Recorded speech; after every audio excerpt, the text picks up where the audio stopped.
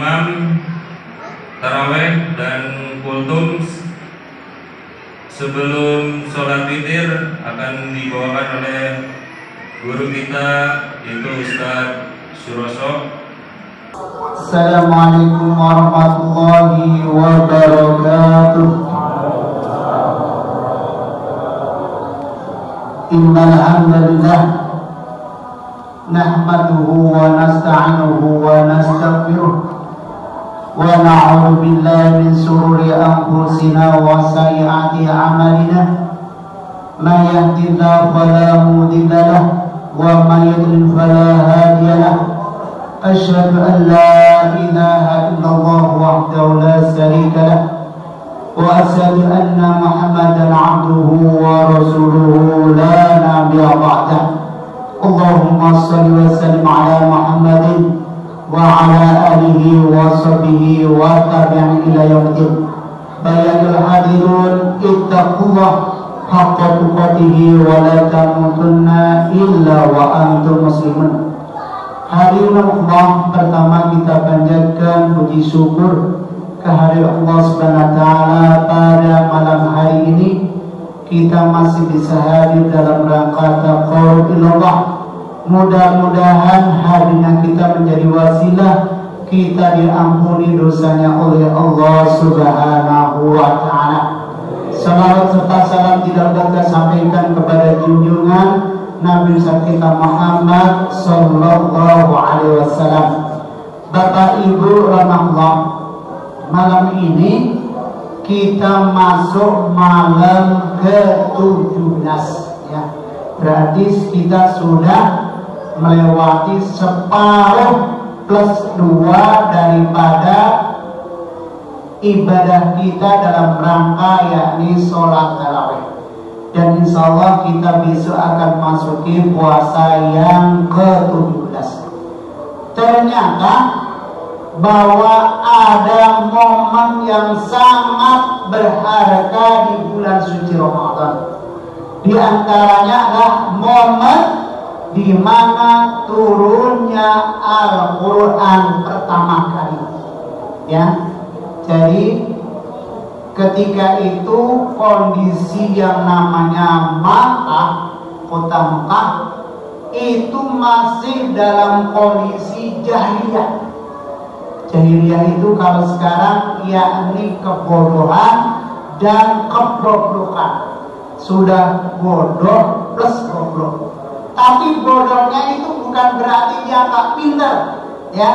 Jadi kalau kita bilang bodoh itu bukan orang nggak pintar. Bodoh dalam hal ini adalah bodoh ketika membedakan mana yang benar dan mana yang salah, mana yang hak dan mana yang batil, mana yang halal dan mana yang haram. Itu namanya bodoh secara syar'i. Ya. Jadi kalau orang pintar tetapi bodoh, itu artinya pinternya tidak membawa dia yakni kepada ke arah kebaikan. Bapak Ibu Allah, jadi saat Rasulullah masih belum diangkat menjadi Rasul, beliau melihat bahwa kota Mekah begitu rusaknya. Contohnya apa? Dulu kalau ada orang melahirkan bayinya perempuan, itu banyak kisah yang mereka akhirnya kubur hidup-hidup. Tuh, jadi kalau ada seorang bayi ketika awal nangis diperiksa, ternyata dia seorang perempuan, maka ada saking jahiliyahnya mereka, itu bayinya banyak yang mereka bunuh. Bahkan dalam kisah kebodohan mereka, ada yang mereka yakni kubur hidup-hidup. So ya, jadi zaman jahiliyah, zaman sebelum Rasul itu diangkat menjadi risalah, menjadi Rasulullah, itu salah satunya adalah mereka tidak menghendaki ketika melahirkan seorang bayi kok jenis kelaminnya perempuan. Yang kedua, di zaman itu banyak terjadi yang namanya perbudakan. Budak itu maknanya apa? Yakni orang, manusia diperlakukan persis seperti binatang, ya. Jadi namanya budak dulu Bapak Ibu, itu manusia diperjualbelikan. Jadi mereka ada yang namanya pasar budak. Itu lebih hina dibandingkan dengan pasar hewan. Kalau dulu di kampung kita kan ada namanya pasar hewan. Kalau di Purworejo itu terkenal namanya pasar Penteng. Jadi di situ ada kambing, ada kerbau, ada sapi, pada jilet. Tahu jilet di sini? Jilet apa jilet? Diikat, ya. Nah itu ternyata budak manusia sama kayak binatang, leher mereka dikarungi tali, kemudian diikat di tiang. Tuh. Jadi budaknya dulu Pak, yang dijual beli bukan binatang tapi manusia, itu diikat lehernya kemudian ditali ke tiang. Mereka dijual belikan.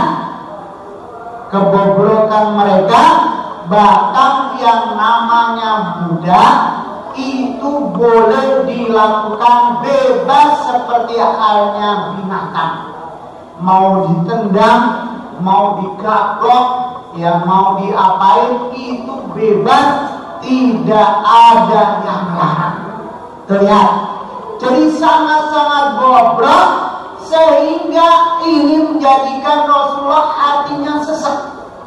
Jadi Rasulullah kisahnya sangat prihatin melihat orang-orang kota Mekah perlakuannya yakni persis seperti memperlakukan seekor binatang. Makanya Rasulullah itu dalam rangka yakni merenungi tafakur dan tadabbur alam, itu Rasulullah melakukan yang namanya uzlah. Kalau uzlah itu bahasa kita menyendiri. Seringnya Rasulullah menyendiri itu di gua yang namanya Gua Hira. Jadi nanti Bapak Ibu kalau umroh atau haji sempatkan yakni naik ke gua namanya Gua Hira, yang ternyata Bapak Ibu jahilnya orang-orang kita itu di sana batu-batu di Gua Hira itu banyak tulisannya. Ada namanya Karno, ya, kemudian Widodo, tulisannya pokoknya yang kelihatannya Indonesia banget, ya. Jadi persis seperti kalau Bapak lihat coret-coretan di dinding. Kan ngeri. Itu tempat yang memang bersejarah, di mana Rasulullah melaksanakan uzlah menyendiri, ternyata dinodai oleh jamaah umroh maupun haji. Banyak yang mereka coret-coret di batu, ya. Padahal itu sudah dibersihin sama askar. Askar itu kalau kita yang petugas tentara, itu masih saja dicoret-coret. Nggak tahu maksudnya apa, mungkin menjadi kenangan kali. Kalau cerita, wah dulu saya nulis di batu di Gua Hira.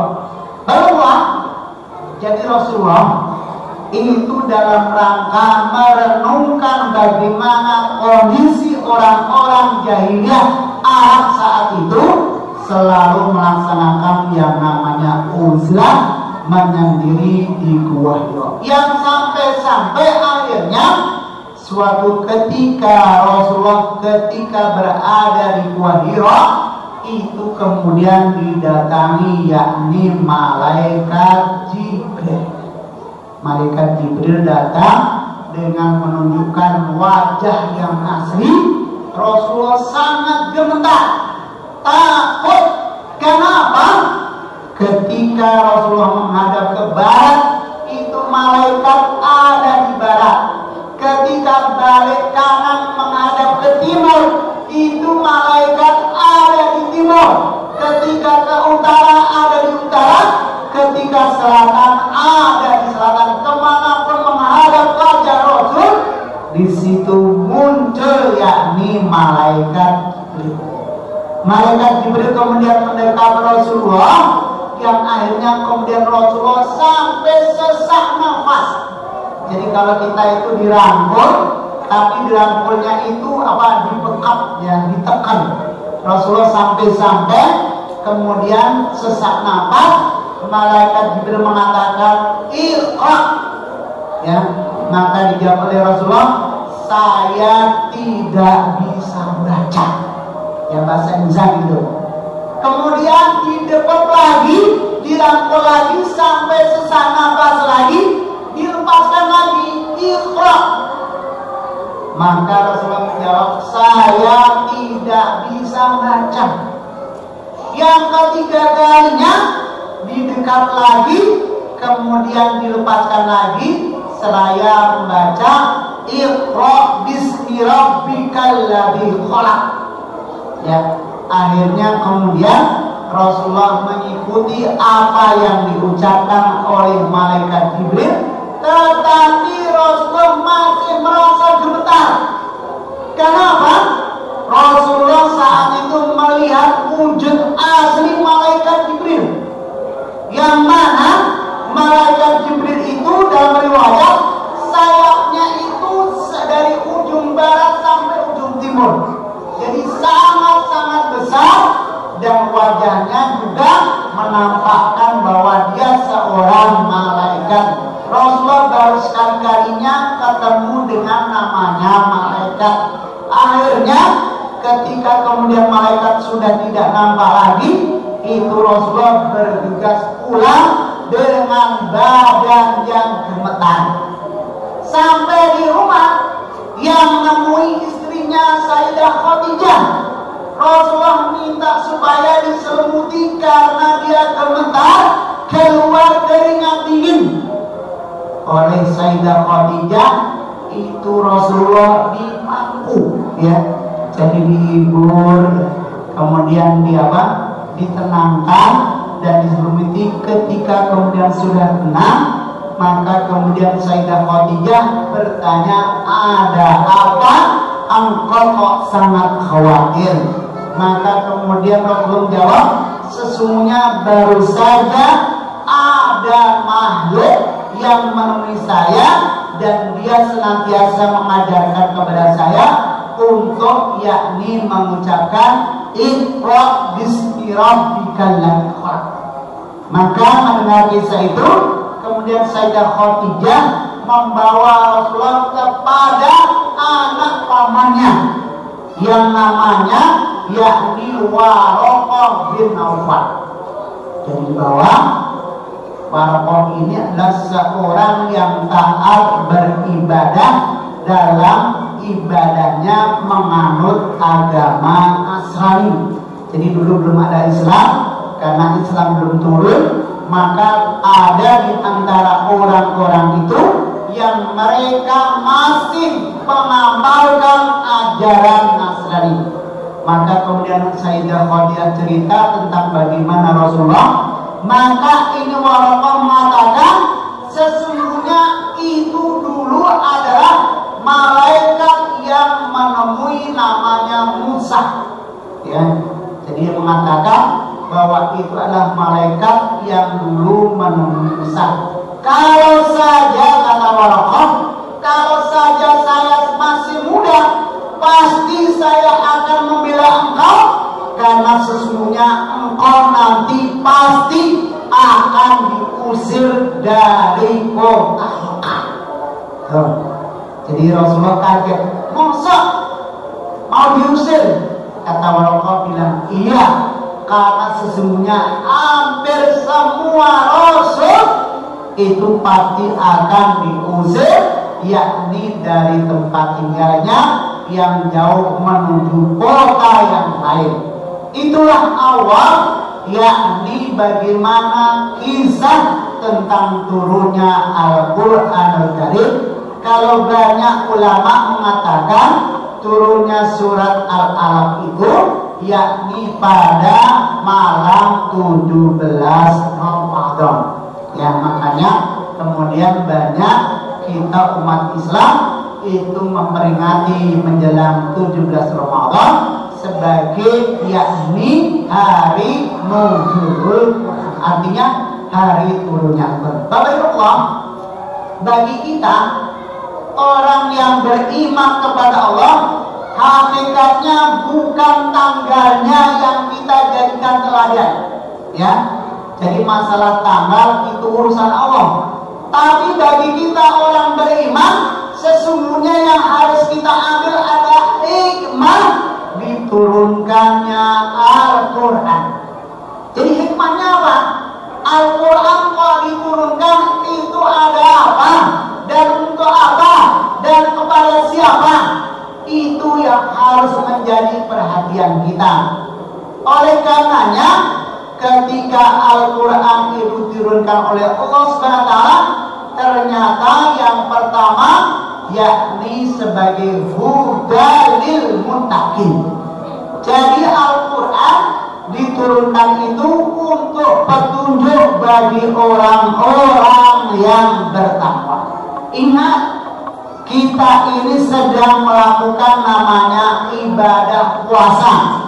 Target puasa kita adalah menjadi orang-orang la'allakum tattaqun. Sedangkan ciri orang bertakwa itu harus punya pedoman. Pedoman itu petunjuk yang bagi kita orang beriman yakni Al-Qur'anul Karim, ya. Jadi kalau kita sebagai orang beriman, makanya di bulan Ramadan ini dianjurkan untuk senantiasa tilawah tadarus Al-Quran. Itu menunjukkan apa? Bahwa kita bagian orang-orang beriman dan bertakwa. Kalau orang mengaku beriman kepada Allah, bertakwa kepada Allah, tapi abai, tidak pernah namanya megang Al-Quran, tidak pernah baca Al-Quran, berarti itu masih ada sesuatu yang salah.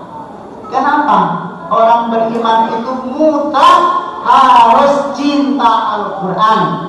Karena apa? Al-Quran itu nantinya akan menjadi syafaat bagi orang-orang yang membaca. Dan ternyata pahala bagi orang-orang yang membaca Al-Quran itu dihitung bukan per ayat, bukan per surat, tetapi pahala bagi orang-orang yang baca Al-Quran itu dihitung per huruf. Coba tahu, jadi kita baca Al-Quran itu pahalanya dihitung per huruf. Saya tanya, ada nggak yang tahu berapa jumlah huruf dalam Al-Quran? Coba PR nih, ada yang tahu nggak berapa jumlah huruf dalam Al-Quran? Kira-kira ada yang siap ngitung nggak? Ada nggak? Kalau tidak, ternyata Imam Syafi'i, ya, Imam Syafi'i itu sudah pernah ngitung jumlah huruf dalam Al-Quran. Tuh, ada seorang yang sangat-sangat alim, kitabnya banyak, dia seorang alim, ahli ibadah, itu masih sempat menghitung jumlah huruf dalam Al-Quran. Ada yang tahu jumlahnya menurut versi Imam Syafi'i?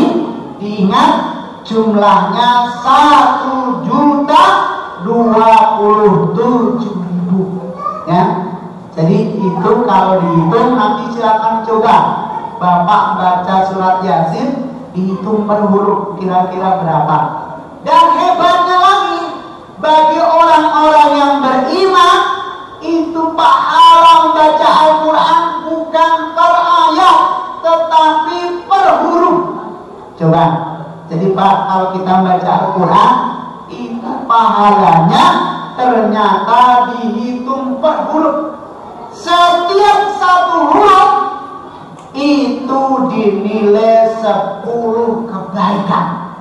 Ya, jadi kalau kita baca Bismillahirrahmanirrahim, itu ada 26 huruf. Setiap huruf dikalikan 10 kebaikan pahala di sisi Allah.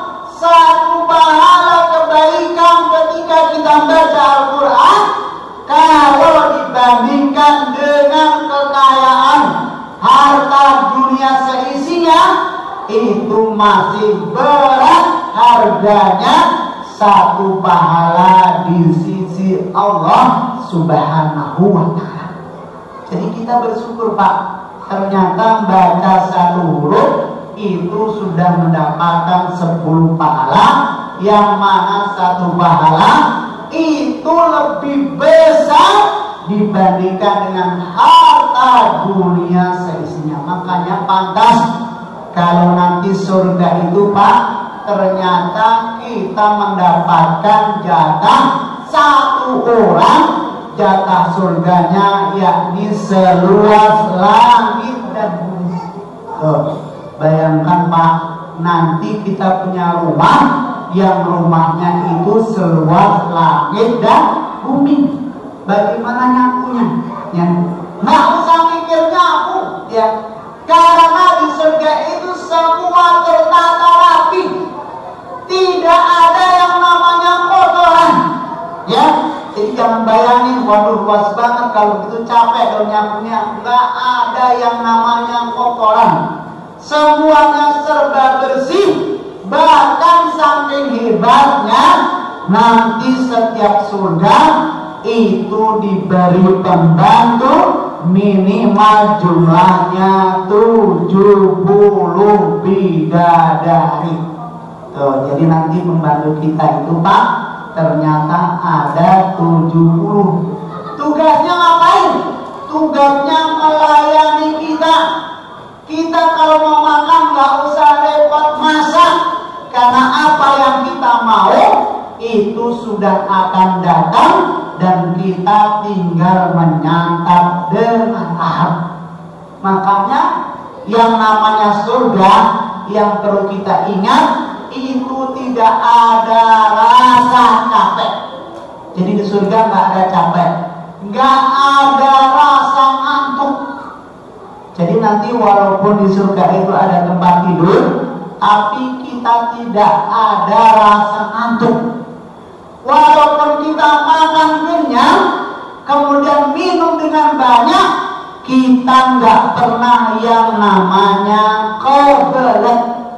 Ya, jadi nanti pesan saya, kalau di surga Bapak Ibu jangan nyari toilet, ya, jangan nyari toilet. Di surga nggak ada toilet. Loh, nanti gimana, Pak? Kita kan makan minum langsung nggak ada toilet.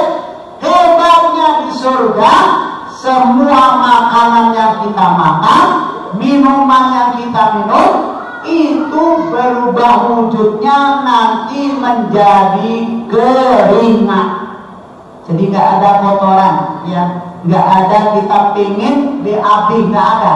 Adanya semua makanan minuman yang kita konsumsi itu berubah menjadi keringat.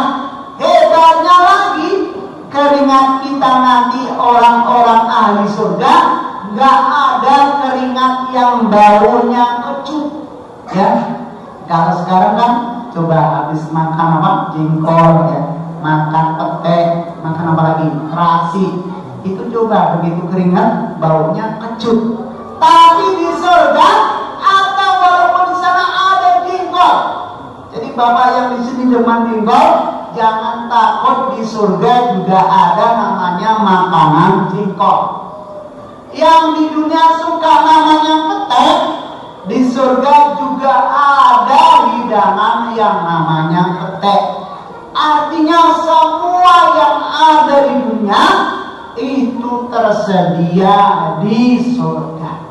Oleh karenanya ketika kemudian seorang ahli surga makan minum mengeluarkan keringat, ternyata keringatnya itu bukan bau kecut, tetapi baunya wangi sewangi minyak gesur. Jadi kalau dalam riwayat, minyak wangi yang paling wangi pada saat itu namanya minyak wangi kasturi. Tolonglah. Jadi Al-Quran itu petunjuk bagi orang-orang yang bertakwa. Oleh karenanya, lihat, ketika kita berpuasa menjadikan diri kita orang-orang yang bertakwa, jangan sampai sehari tidak membaca Al-Quran. Ya, mulai malam ini kalau yang sudah kebablasan nggak pernah baca, canangkan, rencanakan mulai malam ini sampai nanti seterusnya, minimal sehari kita harus membaca Al-Quran. Ini masih ada sekitar 13 hari lagi. Jadi kalau sehari 1 juz itu masih ada sebab, yakni minimal 13 juz. Ternyata apa? Lihat, fadilah yang kedua, keutamaan daripada Al-Quran, di samping menjadi petunjuk bagi orang-orang beriman, bagi orang-orang yang bertakwa, Al-Quran itu nanti akan menjadi penolong bagi orang-orang yang membacanya. Jadi Al-Quran akan menjadi penolong yang pertama, yakni manakala orang itu dimasukkan ke liang kubur. Jadi nanti Bapak Ibu, ketika kita sudah meninggal, dipotong, kemudian dikubur di kuburan, ketika roh lagi dimasukkan dalam jasad kita, kita dibangunkan lagi. Saat itu datang malaikat Munkar dan Nakir bertanya kepada kita, Al-Quran akan datang membantu kita, mendampingi kita dengan wajah yang tampan, dengan bau yang harum, dengan pakaian yang serba putih. Kita akan bingung, siapakah Anda? Dulu saya nggak pernah kenal Anda, tetapi kok Anda ini selalu mendampingi saya. Maka kata Al-Quran yang pernah kita baca, dia mengatakan, saya sesungguhnya surat-surat yang dulu Anda baca tatkala di dunia. Jadi surat-surat Al-Quran, Pak, Bu, itu nanti manakala kita di alam barzah, di kuburan, itu akan menampakkan diri, membela kita, menolong kita manakala kita ditanya oleh malaikat Munkar dan Nakir. Ya, jadi nanti akan tersenyum kepada kita. Dia akan memberikan advokasi. Kalau kita namanya advokasi, pembelaan terhadap apa? Pertanyaan-pertanyaan yang malaikat sampaikan kepada kita. Dia senantiasa menghibur, wahai bulan, jangan takut. Sesungguhnya saya Al-Quran yang dulu engkau baca di dunia akan senantiasa melindungi kamu, akan senantiasa membela kamu dari pertanyaan-pertanyaan yang nanti akan dilontarkan oleh malaikat. Contohnya, jadi bayangkan di kuburan, Pak, kita sendiri, kiri kanan dinding, kemudian ditambah dengan papan, diuruk dengan apa namanya tanah, diinjek-injek, nggak ada teman. Tiba-tiba datang teman yang begitu wajahnya tampan, menawan, tersenyum kepada kita berombongan. Kenapa? Sesuai dengan jumlah, yakni surat yang kita baca di Al-Quran, maka dia akan menampakkan diri menjadi pembela-pembela kita. Itu yang pertama. Yang kedua, bacaan Al-Quran itu akan menunjukkan derajat seseorang nanti di surga. Jadi Pak, kita nanti akan tahu kita ini masuk ke surga tingkat berapa. Dan salah satu tingkatan dari surga itu ditentukan, yakni diantaranya adalah dari bacaan Al-Quran yang kita baca. Semakin sering kita tilawah Al-Quran, membaca Al-Quran, maka level daripada tingkatan surga kita semakin tinggi. Tuh, sama kayak di dunia Pak. Semakin tinggi derajat kita, maka kita akan mendapatkan servis yang hebat. Contohnya Bapak kalau naik pesawat kalau ekonomi itu mungkin kita cuma disediakan kipas angin misalkan, ya. Jadi kipas angin ya gila kilo nengok kanan nengok kiri. Itu kalau misalkan kelas ekonomi. Tapi kelas eksekutif, kelas yang namanya VIP, itu akan diservis AC-nya dingin, baunya harum, servis makanannya lengkap, plus pelayannya ramah-ramah. Ya, kenapa? Karena kelasnya VIP dan eksekutif, bukan ekonomi. Nah, nanti level seseorang di surga itu juga salah satunya ditentukan berapa banyak kita menghatamkan bacaan Al-Quran kita, sehingga nanti akan menunjukkan kualitas kita dalam rangka menempati atau menghuni surganya Allah Subhanahu wa ta'ala. Yang terakhir, Al-Quran itu ketika diturunkan kepada kita orang beriman itu sebagai sifat. Sifat itu bahasanya obat. Ya, kalau dulu Pak di kampung kita sebelum ada dokter, ya, sebelum ada mantri suntik, kalau di kampung saya itu sakit, itu datang ke Pak Kiai. Mungkin Bapak pernah ya. Jadi dulu sebelum ada dokter, sebelum ada mantri, kalau ada orang sakit itu datangnya ke Pak Kiai. Loh ngapain? Ternyata di sana cuma bilang, Pak Kiai, ini ada saudara saya yang sakit, saya minta supaya didoain. Gitu aja. Maka itu Pak Kiai ngambil gelas isi air, kemudian dibacakan Fatihah 7 kali. Kemudian ditiupkan, dibawain ke orang yang datang, dan setelah diminum, alhamdulillah ternyata kemudian sehat. Jadi itu cara namanya meruqyah. Ya kalau sekarang itu namanya yakni cara meruqyah. Jadi kita Pak bisa meruqyah kita. Meruqyah itu kalau kata ahli ruqyah sesungguhnya ada di antara kita bisa jadi memang tubuh kita ini ada yang dimasukin oleh jin. Ya, makanya sering orang itu sering kesurupan. Ya, jadi ternyata salah satu jin yang jahat itu bisa masuk ke tubuh manusia. Makanya ada tubuh-tubuh tertentu yang ketika dicek oleh dokter tidak ada penyakitnya. Ya, diperiksa, dirongsen, nggak ada penyakit, dokter juga angkat tangan. Maka kalau itu yang terjadi, cobalah kita ruqyah dengan cara apa? Yakni kita ambil air putih di gelas, kemudian kita bacakan surat Al-Fatihah 7 kali, kemudian kita bermohon kepada Allah, mudah-mudahan dengan wasilah air yang dibacakan surat Fatihah itu menjadikan Allah untuk bisa menyembuhkan penyakit kita, khususnya penyakit-penyakit lantaran ada yang namanya jin mengganggu kita. Ya, jadi itu ya. Jadi nggak usah kita ke dukun, nggak usah ke orang pintar. Ternyata kita sendiri bisa membaca surat Fatihah, kemudian berdoa kepada Allah.